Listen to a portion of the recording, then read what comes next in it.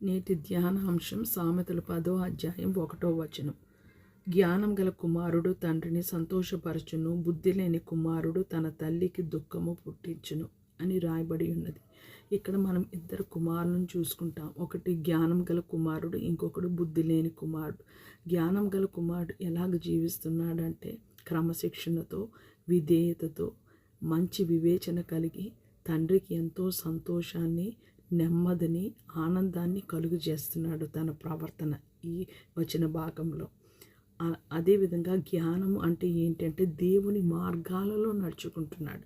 అదేవిధంగా ఇంకొక కుమారుడు ఉన్నాడు, బుద్ధి లేని కుమారుడు. ఈ కుమారుడు ఎలాగ జీవిస్తున్నాడు అంటే జీవితం పట్ల నిర్లక్ష్యంగా, చేయవలసిన బాధ్యత చేయక, చదవడం అంటే చదవక, ఒకవేళ ఉద్యోగం చేయవలసి వస్తే ఉద్యోగం చేయక, తన పనుపాటలు సరిగ్గా చేసుకోలేని విధంగా ఈ కుమారుడు జీవిస్తున్నాడు. అవిధేయతతో, నైతికంగా మారల్ డైరెక్షన్ లేకుండా జీవిస్తున్నాడు. ఈ కుమారుడు తల్లికి బాధ, ఆందోళన, భావోద్వేగంగా, భారంగా ఉన్నాడు.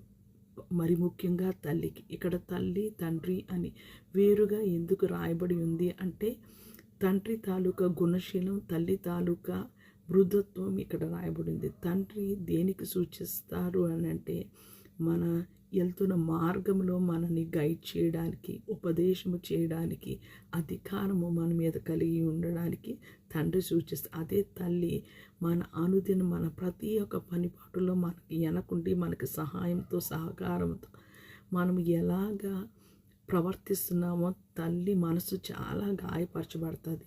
అందుకే ప్రభువు కొరకు రాయబడి ఉన్నది, ఒకని తల్లి వానిని ఆదరించినట్లు నేను మిమ్మల్ని ఆదరిస్తాను అని దేవుని లేఖనంలో రాయబడి.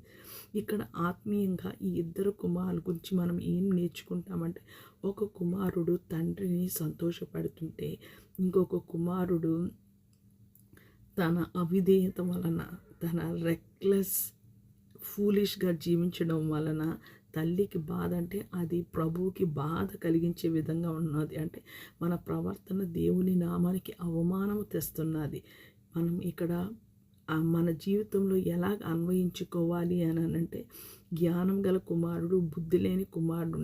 మనము దేవుని ఎంతకాలము వెంబడించి ఒక్కసారి మనం స్వపరీక్ష చేసుకుందాం. మనము జ్ఞానము కలిగి దేవుని నామానికి ఘనత తెస్తున్నామా, లేకపోతే బుద్ధిహీనులై దేవుని నామానికి మనము చేయవలసింది చేయక దేవుని నామానికి అవమానము తెస్తున్నామా? మనకి దేవుడు తన వాక్యం అంటే దేవుడే, అది మనకు అనుగ్రహించిన, అది చదివి అర్థము చేసుకోలేని విధంగా మనం ఉన్నాం.